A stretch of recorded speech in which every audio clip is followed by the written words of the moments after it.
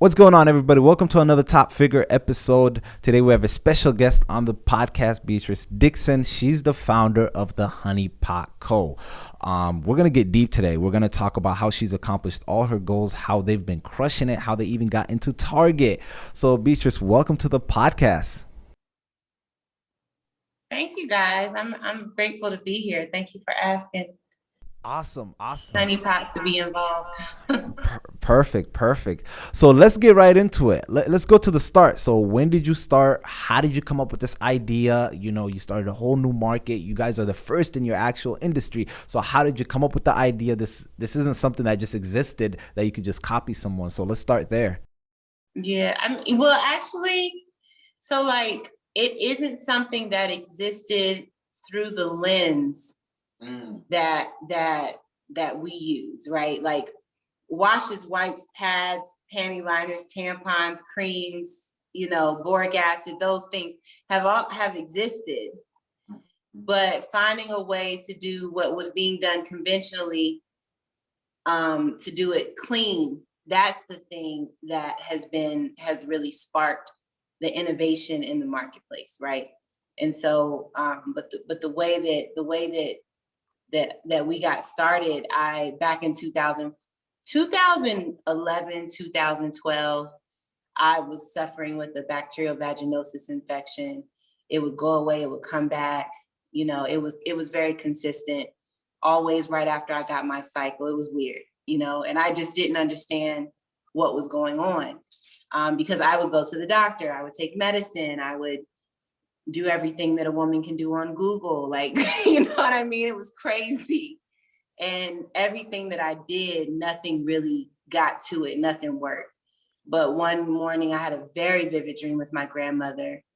And in the dream, her and I were just sitting at a table talking, and she handed me a piece of paper and it had a list of ingredients. And she told me that this was what was going to solve my problem. And so, I'm trying to talk to her because I've never met her, because she transitioned when I wasn't even thought of, right? Like, she transitioned when my mother was a child, And so my mom doesn't I could be like, Mom, I'm doing a podcast, and she'll have her keys and her phone will be going off. And she's got bags in her hand and shit, and they're making noise. Yeah.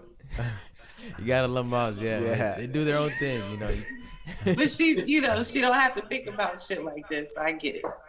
Yeah, it's okay. All right. So yeah, like my grandmother transitioned when my mother was young. So I never met my grandmother in this life. My mom didn't even really know her mom. You know what I mean? And so I'm trying to talk to her because I've never met her. And she's like, no, that's not why I'm here. I'm here for what's on this paper, and I'm not going to be here very long. So you have to remember what's on the paper. So she just kept telling me to just repeat the ingredients over and over again, right? Apple cider vinegar, water, coconut oil, like that. So I just kept saying it over and over again. And if you can imagine, she's on the other side of the table, like, yeah, that's it. Keep doing that, And then I woke up. In the dream, she told me to wake up, and I woke up. And when I woke up saying what I was saying in the dream. Wow. So I had a piece of paper and a pen by the bed, because I wrote down my dreams at this point in my life. Like, I had that kind of time. Nah, you definitely it's super important to write down your goals, because if you don't write them down, they're always in your head. They're just floating. Yeah, but not even my goals, bro. Like, it was literally just the dream. Like, I would write down dreams because I'm a dreamer, And so I woke up, I wrote it down. I worked at Whole Foods at the time. So I went to work. I, within the next couple of days, bought everything because everything was clean, And then I had to make up a formula, because she didn't tell me how much of each thing to use, But I have a background in pharmacy and working in IV rooms. So that helped me to figure out the math on how to figure out how much of each ingredient kind of went into the blend. And yeah, by 2012, I had started to make it. Basically, after I made it for myself, like 4 to 5 days after, everything that I was dealing with went away. Because I had BV at that moment. I was having a bacterial vaginosis infection at that moment. And so I started using it. And within 4 days, 4 or 5 days, everything that I was dealing with was gone. It was crazy. It was like magic. And so from the point that I dreamt to using it for those few days, I wasn't thinking about a business or anything like that. I was just trying to get my coochie together. You know what I'm saying? and then you know, and then it worked out, and I was like, oh shit, I have to make this into a company. Like this is what I do now, you know? And yeah. Wow. And what was that thought process like of like really making it into that company? Like, what were you going through in your mind? Like, did you have any experience prior starting a business or anything like that? I had, not like that, not a consumer packaged goods business. I didn't have that kind of experience, but I did have experience in owning a business, having to get customers, because I had a cleaning business. And, you know, with the like I had to find customers. I had to clean their house really well. I had to, you know, so I had already begun going to the gym of business and building that muscle, you know? So the hustle part wasn't the part that was hard for me, because I've been working since I was 14. You know what I'm saying? So that wasn't a thing. Anytime I was like when my mom first told me that I needed to get a job, I was like, run it. That's all you got to say, right? That's when I was 14. So by this time, my hustle mentality was still crazy. I was cleaning houses. I was organizing closets. I was cooking for people. If I wasn't a proper chef, but I knew how to cook. I was an artist model, basically, where I would go into an art class and they would draw me. And I was working at Whole Foods. So straight hustling. Like, I love that. Like the because grind I is had different. to make it. I had to eat, you know, and I'm sure I was doing some other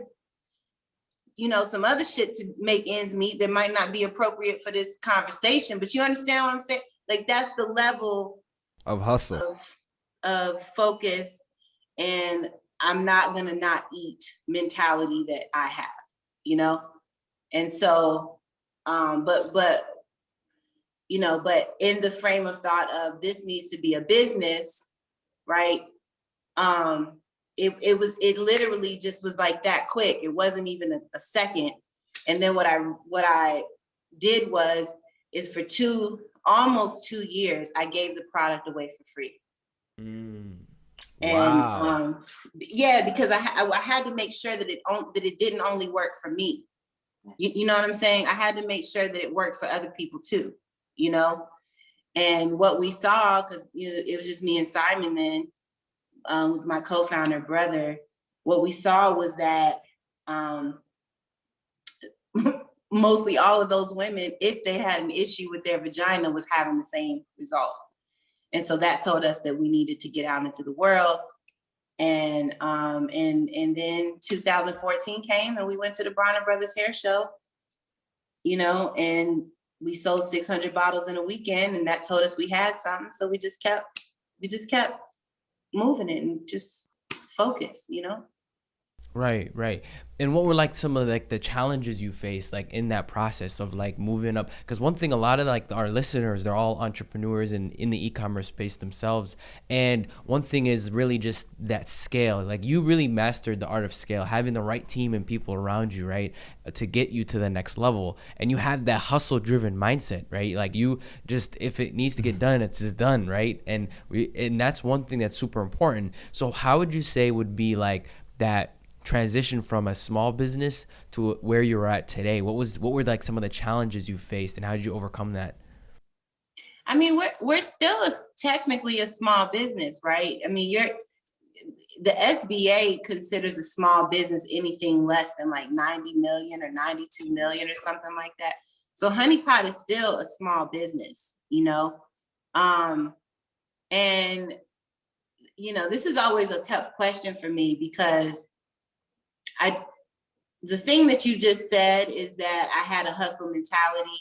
I wasn't willing to give up, was willing to do anything. That's more of the content that you need to understand about challenges. Fuck what my challenges were. That doesn't matter, right? Every business is gonna have it. You guys had a challenge starting this damn podcast, right? It's the same principle. It doesn't matter.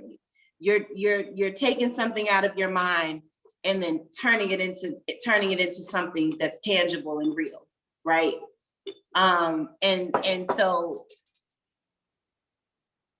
the thing that you have to understand is the thing that the difference between me and a person who has decided, I'm not going to say whose business has failed, because that doesn't necessarily come from somebody deciding they were going to fail.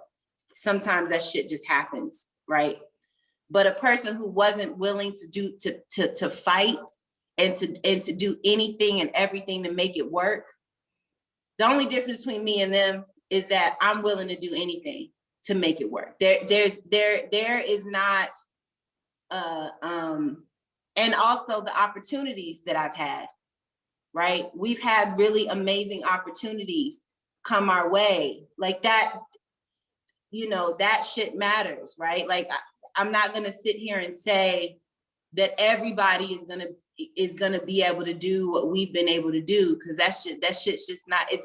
It's realistic in that it can happen, but it's not realistic in that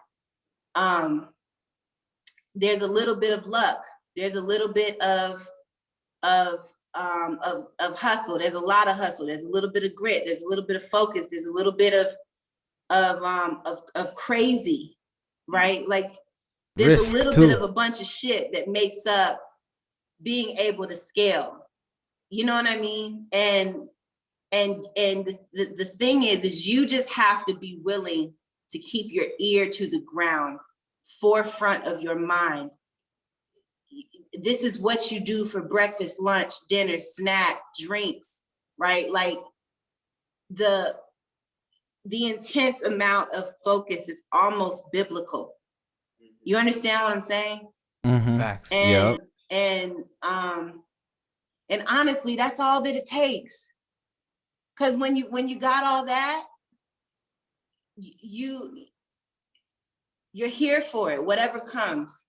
No, okay, cool. No for that, but what about this? Like no doesn't exist for me, right? I don't want to hear about, like, if I come up with, if we with our team, right? If I come up with an idea or somebody else comes up with an idea, don't shit on my idea or their idea. Don't shit on that, right? Like, what is the process for if that could happen? Right? You understand what I'm saying? Like, I don't ever just say no. Right? It's always like, okay, what would be the path to it? Let's see how that path could work out. And then if the path doesn't, like, we're working on some innovation stuff. We ran into a brick wall. Cool. That means that shit can't happen next year, but it's gonna happen the year after, right? Because we gotta grind through this brick wall. And I think that that's all that you need. You have to be willing to grind through the wall, and you have to be willing to be your own mentor, right? And you have to be willing to listen to people and to just do any and everything that you can. Now, if you do any and everything that you can, and it's still not coming to fruition, then that's the time for you to make a decision. Is this what I want to do? Right? Is this going to work? If you've been doing something for 10 years and you still getting the same result, chances are you might need to think, for 5 years, 2 years for me. Like, I'm not going to just keep doing the same shit, right? But if you're in that situation, you really need to assess the situation and understand if this is going to work so you can get to the next thing. But if your situation is plentiful and it's still hard, and you still don't know what you're going to do, because nobody knows what they're going to do. No, anybody that tells you that they know how to do this shit, nobody knows how to do this. 100%. You understand? Even if, especially if this is your first time founder, and I'm technically a first time founder, me and my brother, right? Like, we don't know what we're doing. That's why we have to hire a team, so they can tell us what to do, right? But so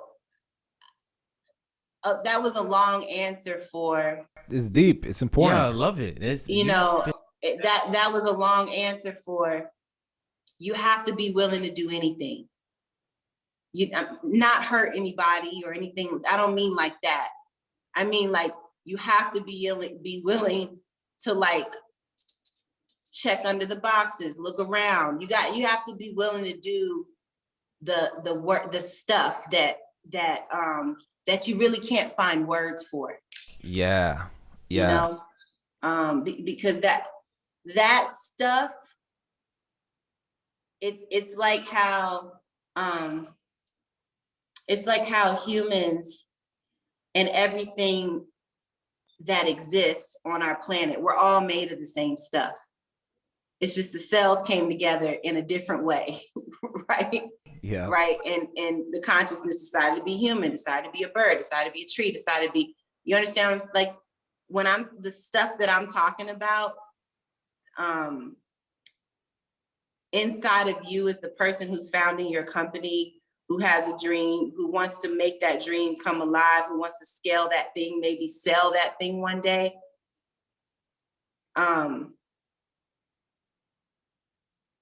I don't know what the words are, but you have to have that thing under there.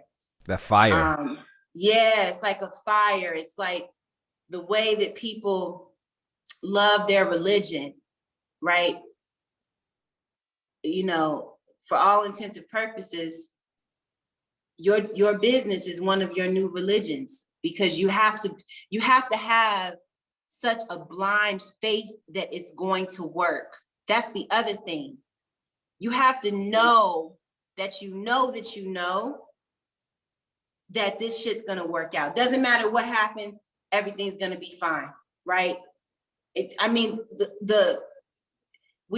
been times where we had to raise money. Our first time raising money, there was an expiration date to it. Like, we had to have a certain amount of money in 6 months.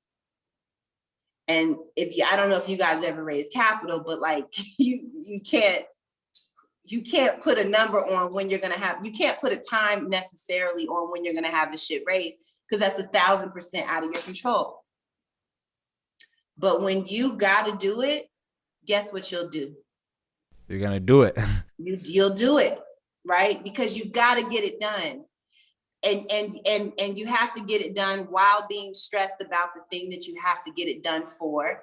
You have to get it done while trying to prove to people that the thing that they're investing in is going to be the thing, right? And it's gonna scale, and it's gonna grow, and it's gonna do all this amazing stuff. But you have to believe it while being stressed, while not having any fucking money, while trying to figure out how you're gonna pay your bills, how you're gonna eat, if you got kids, how you're gonna take care of them babies. Like, you have to do all of that while running a business, right? And so that's what I mean by it almost has to become a new way of life for you. It's not for the faint at heart. 100%. Yeah. Definitely not. Wow, you spent so much gems in that moment that had me thinking. So how did you guys, let's get into raising a little bit, right? Being Black, being minority, how hard it is to go out there and raise funding. We don't get the same opportunities, we don't get the same connections, we don't get the same intros, and a lot of our listeners are actually minorities. So how did you overcome that hurdle? I know you were, we listened to your Breakfast Club interview. By the way, that was a good interview. And you mentioned, like, it's super hard. It was not. For anybody, it is. Yeah. Yeah. I mean, raising money is hard for anybody. Maybe a little less hard for a Caucasian male that went to Stanford. Shit might be less hard for a Black guy who went to Stanford, or a woman who went to Stanford, right? Or whatever these Ivy League schools are, because they have the opportunity of their relationships, right? But everybody, I tried, if you would have asked me this question a few years ago, I would give you a completely different answer. But my answer is now. You do not focus, if you are a Black woman listening to this, don't focus on your vagina and don't focus on your skin color. If you are a person of color, don't even fucking think about the disparity. Don't even put it in your mind, because if it goes in there, understand that it's there. It's just like racism and sexism and all the isms that were fucking made up so that there could be order, perceived order in the world, right? All these things are social constructs that were made up. Die to the construct and focus on what you got to do. Don't think about your vagina. Don't think about your skin. Don't think about your opportunities. Don't think for a second that you have less opportunities than anybody else. Think, I've got all the opportunities in the world. I need to raise this money. Be willing to go. There's so many fucking podcasts now and clubhouses and funds that have started for BIPOC humans and women, and right, like there's so much access that at this point isn't even a real thing. The disparity is actually not really here anymore. Honestly. I mean, when you got fucking Goldman Sachs coming out with a $10 billion fund for minority women-owned businesses, when you've got New Voices Fund about to launch their second fund, right? When you've got that, it's actually not a disparity anymore. So I think that we need to change and lift our vibration and understand, if you need to get this bread, there's so much bread out here, right? If you can't go, these days you can just pull up on somebody on fucking LinkedIn. You can just DM somebody on social media. When me and Sai were doing it back in the day, like you have, still today you have to have relationships. I'm not going to act like that's not a thing, right? I'm just saying there is only a few degrees of separation no matter what's going on. If you got the right financial data, if you have a business that's scaling, if you're getting into a major mass market retailer, there's no reason why you shouldn't be able to raise money right now, right? Honestly, because if you're finding yourself in a pinch and like you're not able to reach people, you need to go inside yourself and understand, what are you thinking about this raising process and how are you processing it? And do you really believe that you can get this money together? Do you think it's a lot of money? Right? Because what I think a lot of money is right now, what I thought a lot of money was back then when I first raised, in my mind, if I had to do it all over again, I wouldn't have raised less than $5 million, right? Honestly, I just wouldn't have. That's a gem right there. Yep. But when you're coming up and you're and you've never done this before, that shit, and you've never seen that much money before, that shit seems like a lot of money, but that is not a lot of money when you are running a business that needs to scale, right? So figure out what's going on inside of you mentally and try to break down whatever those blockages are. That is the first order of business. What is the thing that gives you butterflies in your stomach, right? Everybody's nervous on their first and second raise. Everybody is. I don't give a shit who you are. It's hard, right? But you really have to go inside yourself and create almost a meditation around how you're going to get the money. How do you think about it? How do you feel? You have to know that you know that you can raise whatever amount of money you need. You have to know that, and you have to feel comfortable with it, because when you're pitching to capitalists typically, right? And a capitalist can smell your fucking fear, and they're not judging it, right? But what a capitalist will judge is if they see your business model and understand that that's a business model where you should really be raising some more money, right?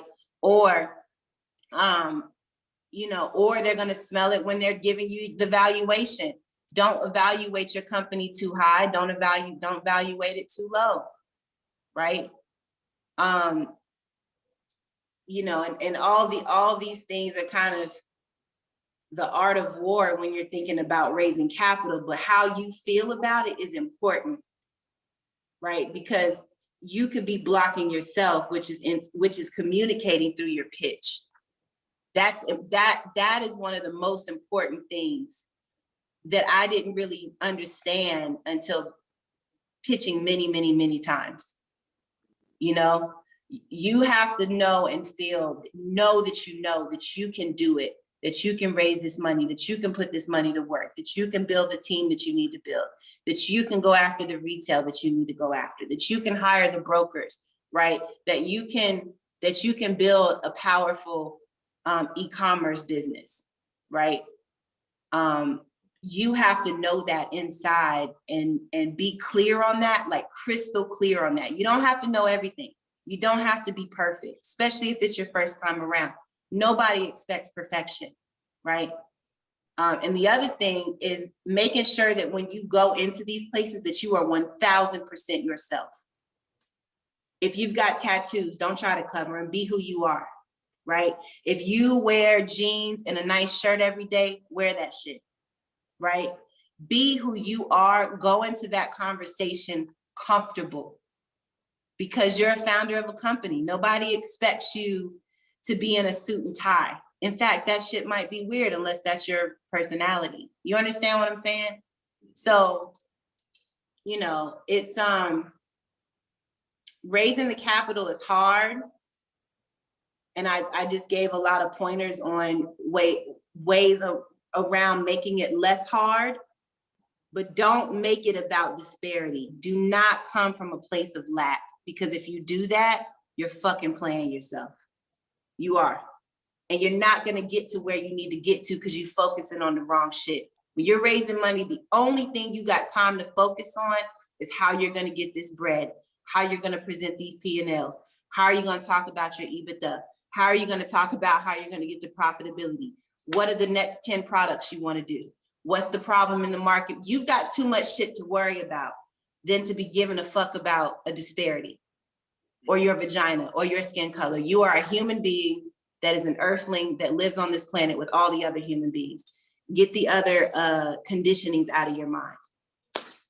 Wow. That's it. That's powerful. Like that. That's the truth. This is deep. That's honestly the reality. And like you said, like it's what you get that belief pattern out of your head, right? And whether you need to get around other people who don't have that belief pattern. And I think that's the biggest part, right? Mm-hmm. If you're around people that with limited mindsets and not having the abundance mindset, you mentioned something important that at the beginning I should have asked for more, right?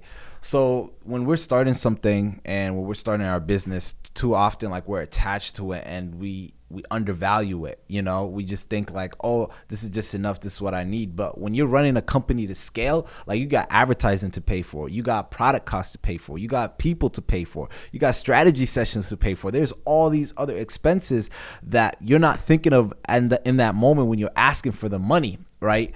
So when you guys were first raising, right, what were some things that you were just thinking about? You're like, okay, we know one of the most important things in every company we know is advertising, right? You can't scale without advertising. It's next to impossible now, especially with social media and everything. So was that something in the back of your mind when you were first asking for that initial round?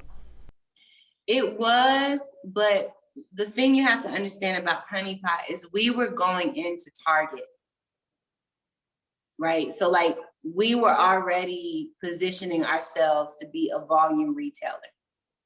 We didn't have a lot of capital, right? Even when we did our first venture capital round, it wasn't enough to be able to grow a digital only brand, a direct to consumer brand, because that is expensive. That is tens of millions of dollars, right? So what we decided, really what my brother and co-founder decided, was that we would be lean, and we would rely on the programs that the retailers not like gave to us, but that were affordable for where we were, you know? So that might have been, it's called a TPR, which means temporary price reduction. I mean, I don't know what the fee was, but it wasn't what it would be if you were doing like a big coupon campaign or an off-shelf campaign or something like that. You know, it was doable based on where we were. And so we had to keep growing in retail in order to get the volume up, in order for us to survive, frankly, because we didn't raise the amount of money that you have to raise when you want to be a big scaled direct to consumer brand. So, but that was good for us. It actually worked out, because I think that when you raise too much money too fast, what do? Just throw money at shit, right? You got a problem, throw some money at it.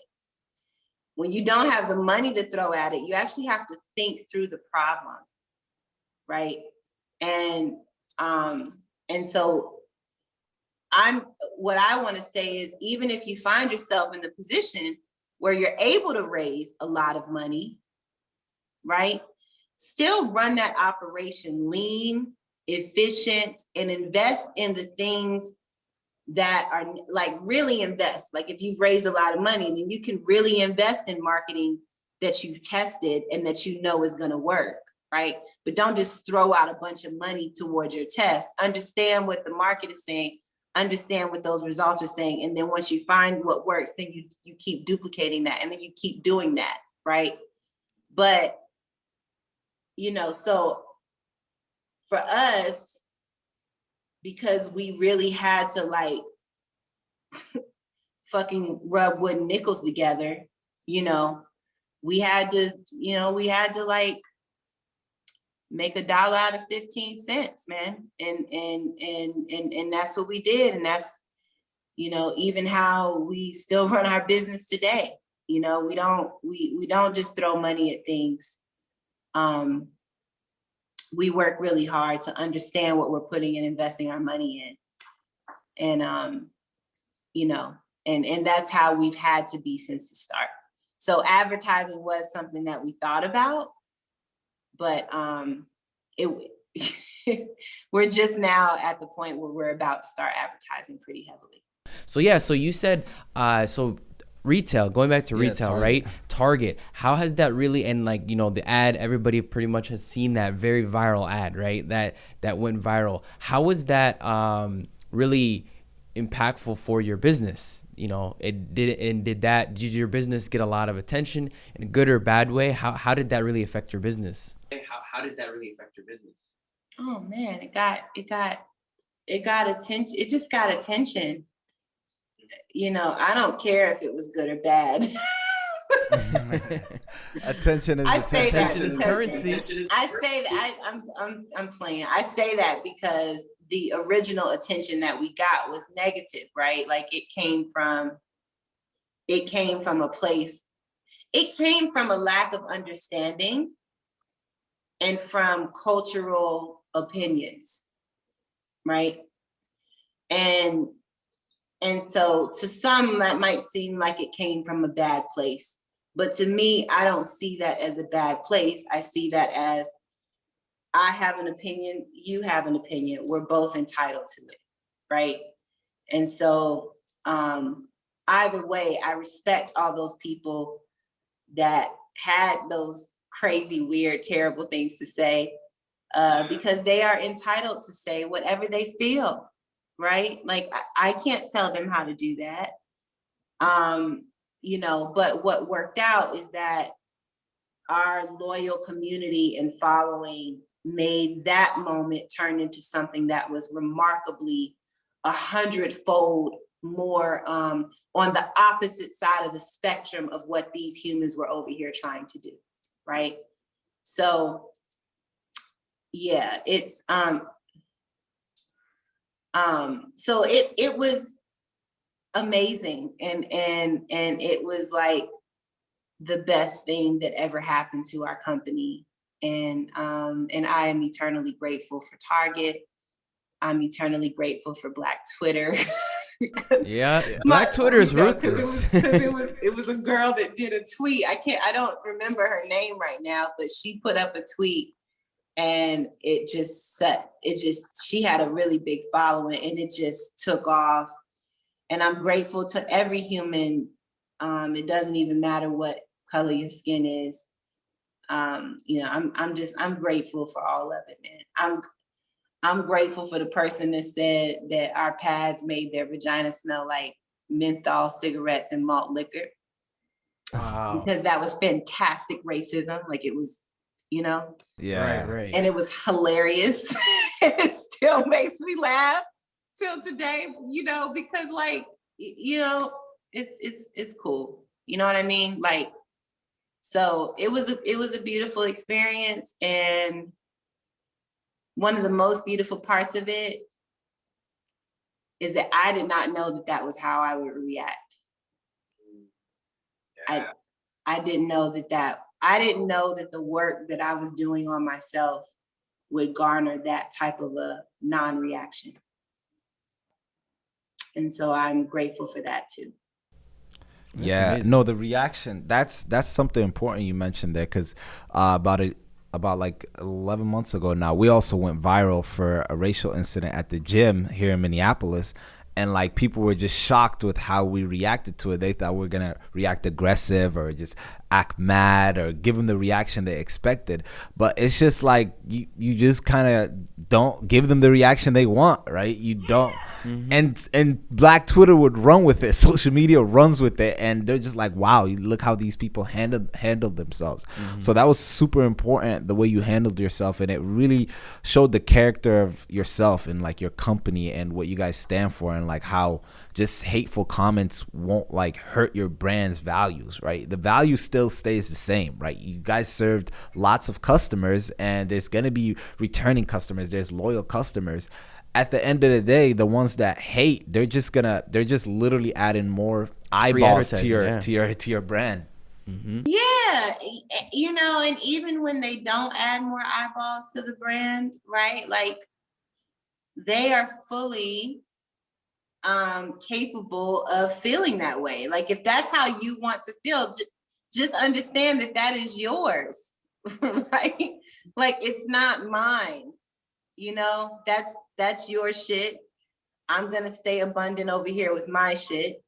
And then, you know, and I hope that how you feel works out for you, right? Like, but what I won't do is allow that frame of feeling to affect me. And normally the only time that it affects me is if it's somebody that I really that I love, that I have a deep relationship with. You know what I'm saying? Someone that's close to you. And on some level, like, I love all of humanity. So, you know, I love everything on this planet, good or bad, and I accept it for what it is. You know, so yeah, I'm grateful for all the opportunities. And Target is just such a wonderful, wonderful, wonderful partner. You know, I mean, they really care. You know what I mean? And I think that they're creating the culture to be that you can be about profit. You can be about growing your business. You can be about all those things and still care and still invest in communities. And you know what I mean? Like, all these things can exist together, you know? And I think that what they're doing is they're creating an example for the rest of, you know, of retail, you know, and I'm grateful that I got to be and get to be a part of the fabric of what that is, you know? Wow, that's pretty awesome. Okay, so let's get deeper into that, right? You're in Targets now, you're in are you in all the stores? Yes. We're Okay, so in, not everything is in every door of Target, but there are certain parts of the line that are in every door of Target. Does that make sense? Yeah, okay, perfect. So your brand is everywhere in Target, right? So like what was that like? How did that even like come to your mind? Like, okay, I want to be in Target, right? Who did you pitch? Like who was it you contacted? How did you contact them? Like that doesn't seem like an easy process to do, right? Now what's very common is like you just start your own brand, you sell to people, and maybe they reach out to you. Maybe like Target or Walmart will want you. So like how would something like that? With us. Okay. Nice. Oh, so they reached out. Target reached out to us. One of the buyers at Monique Benoit, she's no longer there, but she reached out to us because she had heard about us, I think from her hairdresser, and she went home and looked it up and and sent an email to our support email, and that's how it got started. But I think that it is important for me to say that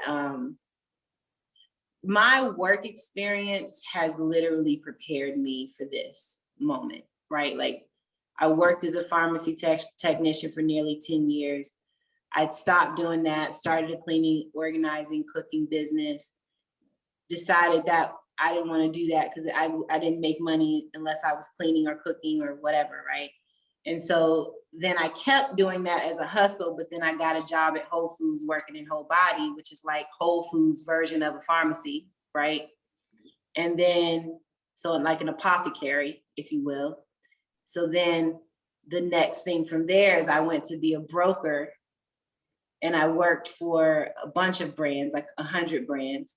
The brokerage was called Wildfire Sales.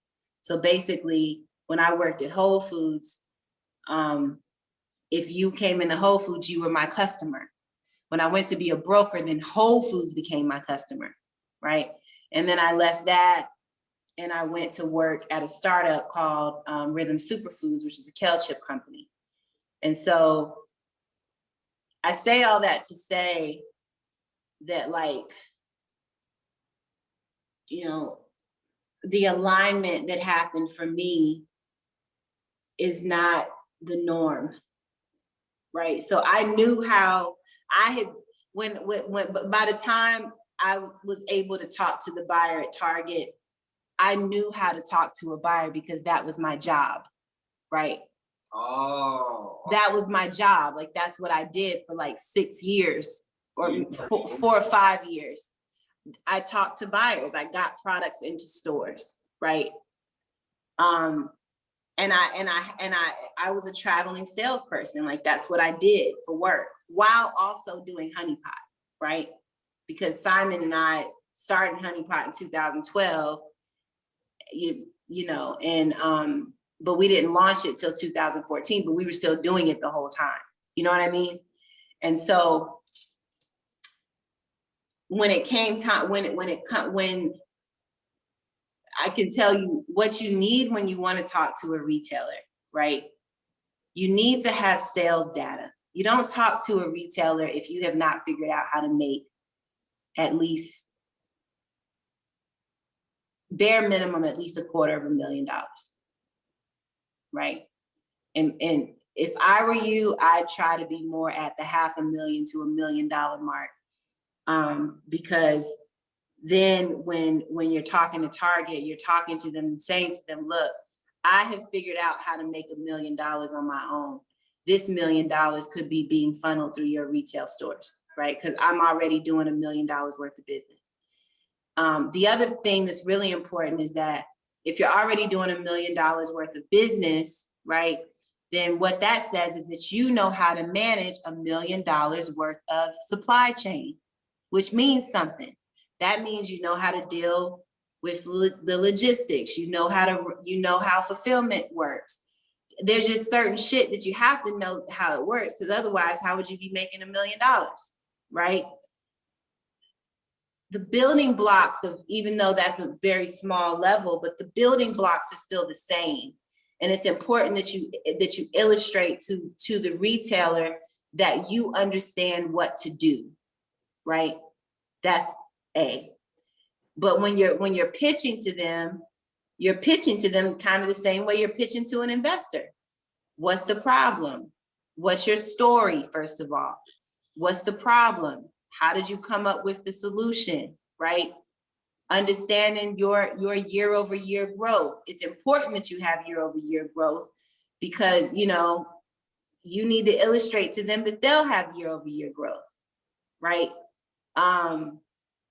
You know, don't just go into a retailer and pitch them one product. It's probably better to pitch between 3 and 4, right? Because you don't want your product, if you only are pitching one thing, it's going to get lost on the shelf, right? Understand how to innovate, because once you get into Target, you got to stay there, right? Into any retailer, you have to stay there. And the way to stay there is you have to come back every single year. It takes a year to get into a retailer, right? Whether it's Target, Walmart, it doesn't matter. Every retailer has a category review schedule. So if you're just getting started and you're trying to figure, and you do have a business that's made money online, you're ready to talk to retail and do that, there's a couple ways you can do it. You can hire yourself a broker and that's literally like Googling Target broker, Walmart broker, right? Don't be afraid of Walmart either, you guys.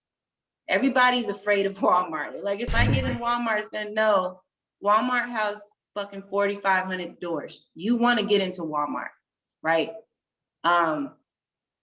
But you Google a broker and you even if you just want to get the information, you just have a meeting and a consultation and you talk to them and you tell them what you're doing and what you've been able to do. And you have to figure out from this broker when your category review schedule is. So, you know, this month it might be body care. Next month it might be lotion. The month after that it could be snacks, right? Every single month is typically a category review season. It just depends on what part of the store, right? Like for example, in feminine care, like that June, July, August, September, that's my category review season. That's when we're meeting with most of our retailers to talk to them about what's going to happen this time next year, right? So right now is when all of our new retail, all of our new innovation is coming out, right? So boom, so you figure out when it's going to be. It's really important that you go into that when it, you know, if you're able to get a meeting, it's really, and the other thing that's cool is a lot of these retailers have accelerator programs, right? So look into Target's accelerator program. Walmart has a thing called an open call. Go and try to figure out the information for that. Only focus on one of the two initially. Focus on one retailer in the beginning. You're not ready for anything else, right? And you're probably going to focus on that retailer for like 2 years. You're not going to go anywhere else, right? Unless you've raised a lot of money and you're able to hire a team, and you know what I mean? But if it's still super, super, super indie and small, focus on one retailer and get good at that retailer. And that normally takes 2 to 3 years. You understand what I'm saying? And then, but the thing that you have to understand is that this is where people get lost.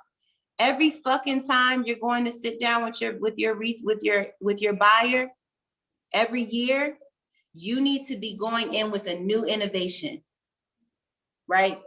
And I'll give y'all the game. What you do is whoever your initial retail partner is, you make that partner your innovation partner. You're in them before you're in anybody else, right? So what you do is you give them an exclusive in the beginning because you know you're not going to go to any retail for a couple of years anyway. right? So you give them an exclusive, and then when you're ready to go to retail, by the time, because exclusives only have to be 6 months, a year, right? It don't need to be forever. You don't do exclusives forever. You only do it for an extended period of time so that it gives that retailer a leg up, right? So what you do is you give them the exclusive, and then the next year when you're going out to the market, right, you're going to show the retailer for next year that you're talking to in the next year, say it's Walmart, for example, right? Then you'll take what you did exclusive at Target, put that into Walmart the following year after it's been in Target for a year. And you just keep that cycle, right?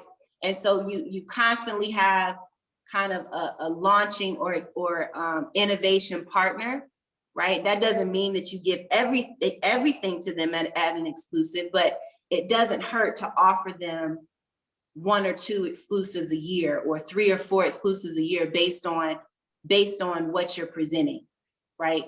So to sum up what I'm saying, you have to have a pitch deck, right? You have to have products that the first products that you get into a retailer are your top selling best products. If you got 10 products, don't go with all 10. Go with your top 4, right?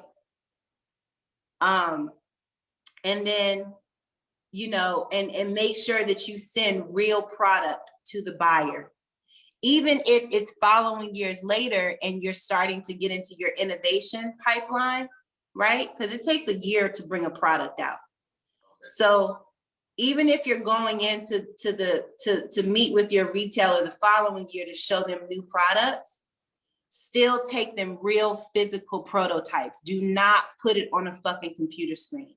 Nobody wants to believe in something that's just on a computer screen.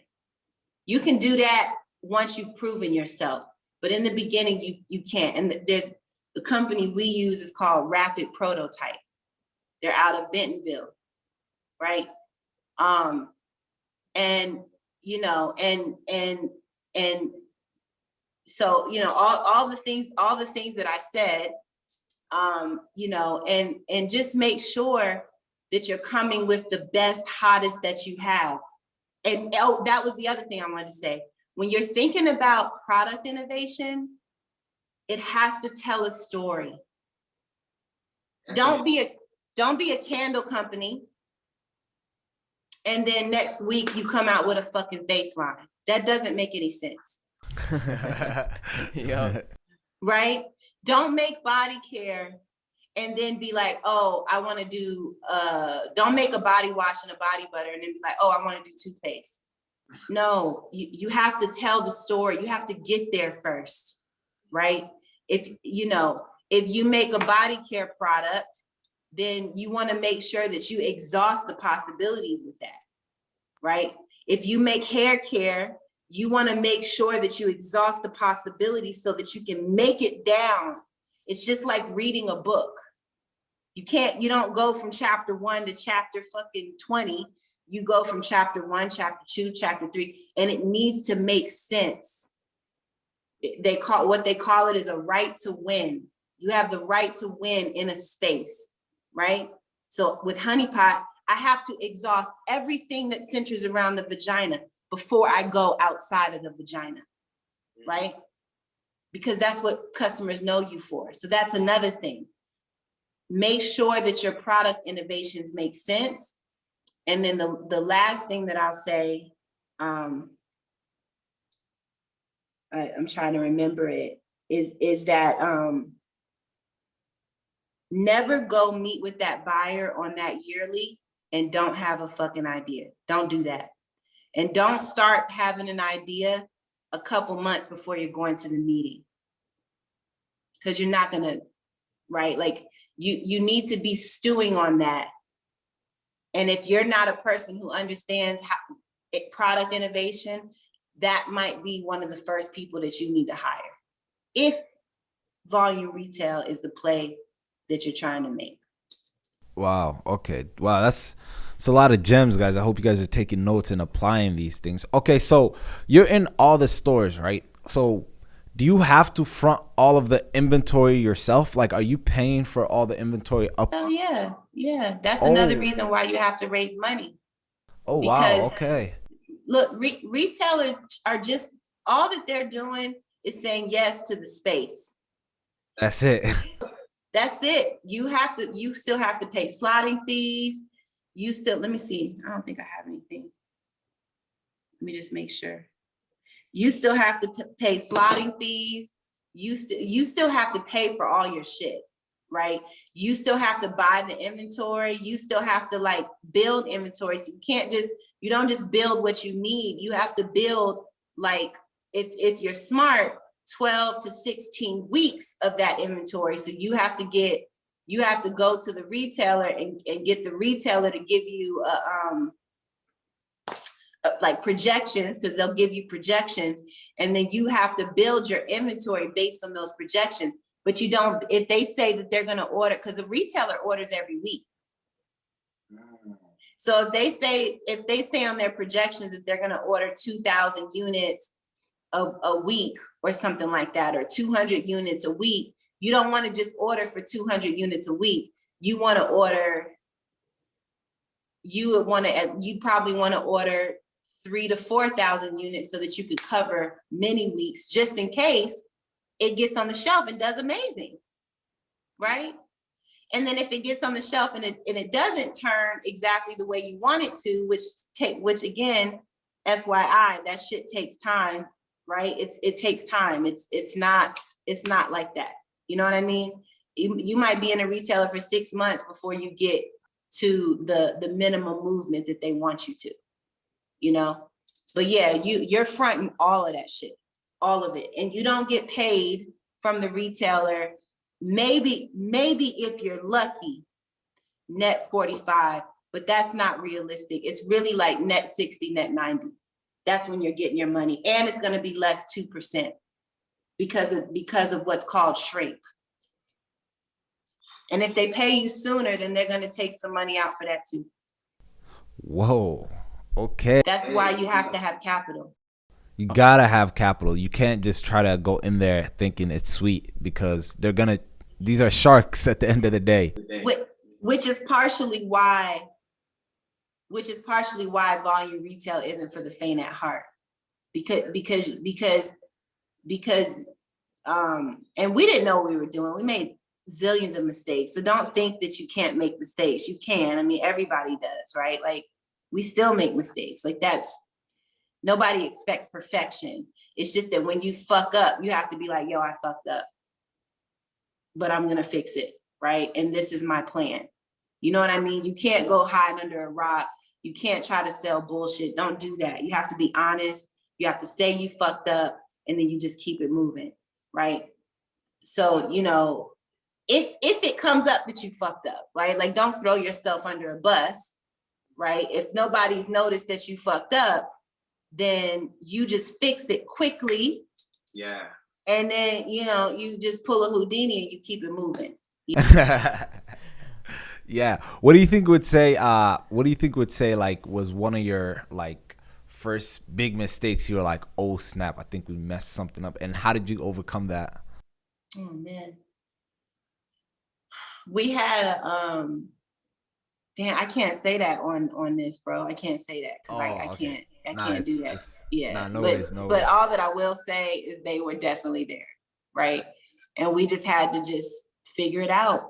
You know, I mean, because that's the things you have to understand about business. Anything that can happen will fucking happen.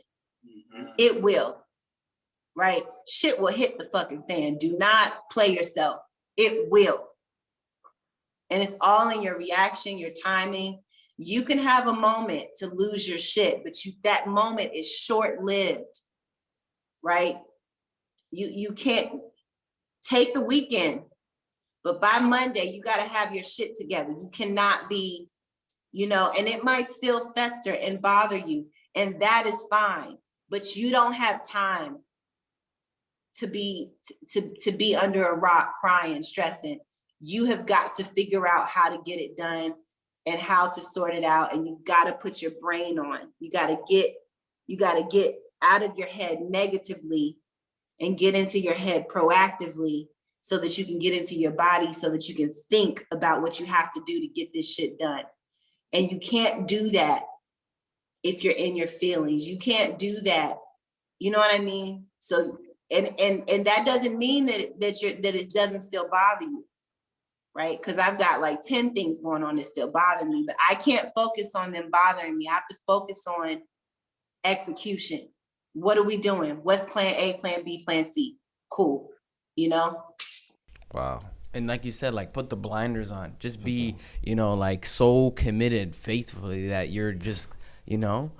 But that's why, bro. That's why you have to be so into it. You can't be all over the place. If you want to get into this business, don't do this and then try to run fucking 3 under. It's not going to work. It's not going to work. If this is the type of business you want to get in, you may be able to do that shit later, right? But this first one, it takes everything. Your heart, your soul, your mind, because you have to be able to think fast. You can't, you know what I mean? You have to be decisive. You have to be focused. You have to commit. You have to commit, right? Because when you're really committed and shit comes up, you can get through that, right? You can get through that. You can figure it out. You can figure out how to fucking, just like in Shawshank Redemption. He went through shit, man. He literally swam through shit to get out on the other side. And sometimes that is what you have to do. But you have to understand it's gonna stink. You're gonna vomit, you're gonna be sick. But all the stink, the vomit, the sick, the shit, none of that shit matters. All that matters is what's on the other side. What's on the other side? And when you're climbing through shit like that, all you can think about is the other side. Because if you think about where you're at for a minute, right? You worried about the wrong thing. That's a minute that you could have just kept climbing. You got to keep swimming. You just got to keep moving, you know? And so that's why it's almost religious. That's why it's the people that make it, the people that are really in there, that really do this shit. That's why they're wickedly successful, because they're so focused, you know? Wow. So yeah. That's amazing, man. This podcast was probably one of my favorite episodes we did so far. You really went into like details of like how to get into retail. Like there's a lot of people that watch it have brands, and they have all these small brands. Now they know how much in revenue they should have before even attempting this. Now they know what a broker is. I didn't even know all these things. You just dropped all these gems, and it's really important. That's why knowledge is the most important thing. Like if you don't go out and seek the knowledge, you're never gonna know these things, right? Like I learned like so much in this episode, and you know, we truly appreciate you for definitely coming on the podcast, sharing all the knowledge, sharing all the gems. Let people know where they can find you, where they can find your company, how they can support everything. Let them all know. So you can find me at I am B Dixon, BEADIXON. You can find the Honey Pot at the Honey Pot Co. You can also go to our website, thehoneypot.co or thehoneypot.com, because we own both. What I would recommend, because we're in Target, Walmart, Walgreens. I mean, we're in mostly all retailers. So what I would suggest is that you go to our store locator, put in your zip code, and it'll tell you where we are close by. And the other thing, if you're going to go to the store and buy it, I would call the store to make sure that they have what you want. Also, your best bet could just be ordering it digitally and just waiting for it to come in the mail. Awesome. You And guys make all sure, heard it. yeah, and make sure when you guys are at the retail store, make sure you tag them on social media, because social media is huge and social proof is huge, right? And we've seen some of your ads. You guys are really good at user generated content. You guys leverage the customers. That's honestly one of the best things in e-commerce right now is user generated content, because that's the best social proof you need. If the customers is talking about you and sharing your stuff, that's all you need, you know. Exactly. Thank you. I appreciate you for saying that. Awesome. Yeah. So thank you for coming on the podcast. Thank you guys for listening to another episode. We, dropped it all. This is crazy. As you guys know, we give you endless keys to open all the doors, and we bring the top guests to share all their experience. Make sure you guys like, share, comment, and subscribe. Thank you guys.